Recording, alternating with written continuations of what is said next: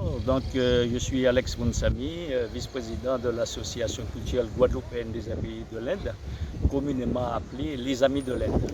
Donc, c'est une association qui est la plus ancienne association indianiste de Guadeloupe, qui est née en 1971. Et donc, ici, aujourd'hui, je représente le président M. Citalou, qui est empêché. Alors, donc, ce lieu de mémoire a un lien évident avec l'arrivée des premiers Indiens. Donc, le premier convoi sur 93 est arrivé, ils disent un 24 décembre, mais en fait c'est un 25, parce qu'à l'époque, la Gazette, un journal de l'île, disait le 25, on voyait arriver le voilier l'Aurélie. Bon, il fallait une date, donc on a retenu le 24 décembre. Alors, il y a un lien, je disais, parce que s'il n'y avait pas eu l'abolition de l'esclavage, j'entends la deuxième abolition, en 1848, il n'y aurait pas eu ici des Guadeloupéens d'origine indienne. Parce que, évidemment, suite à la chute de l'économie sucrière, donc les nouveaux libres, beaucoup ont laissé les plantations.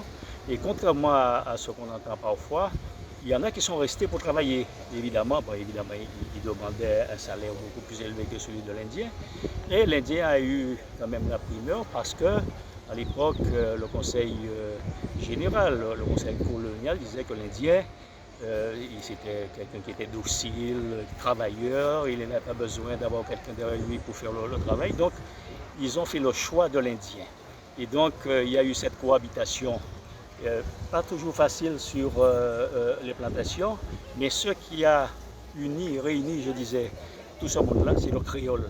Et surtout l'apport de l'Indien au créole, parce que longtemps, l'Indien était cantonné à la campagne. Parce qu'il faut savoir quand même qu'il ne pouvait pas aller à l'école. C'est grâce à Aristide Abarom qui a mené une lutte pendant 19 ans. Et en 1923, ils ont pu avoir, non pas la nationalité française, parce que le droit du sol leur donnait cette nationalité, mais c'était les droits civiques qui étaient attachés. Voilà. Et donc, je suis heureux d'être là parce qu'aujourd'hui, on va commémorer la naissance de la première personne d'origine indienne née sur le sol guadeloupéen,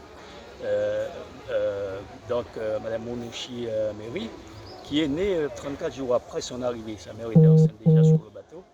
Et donc, elle est née ici.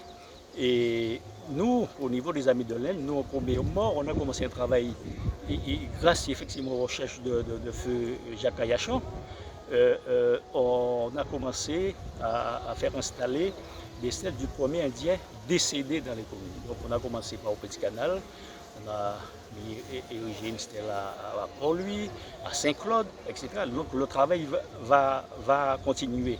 Et ici, aux Amis, donc, on est pour parler avec la municipalité parce que le premier Indien qui est décédé, il avait 28 ans, alors qu'en moyenne, il décédait à 23 ans. Et donc, c'est un nommé Véléyen qui est mort ici aux Abîmes, mais il habitait en fait à Petit Canal. Il est mort aux Abîmes à l'hôpital.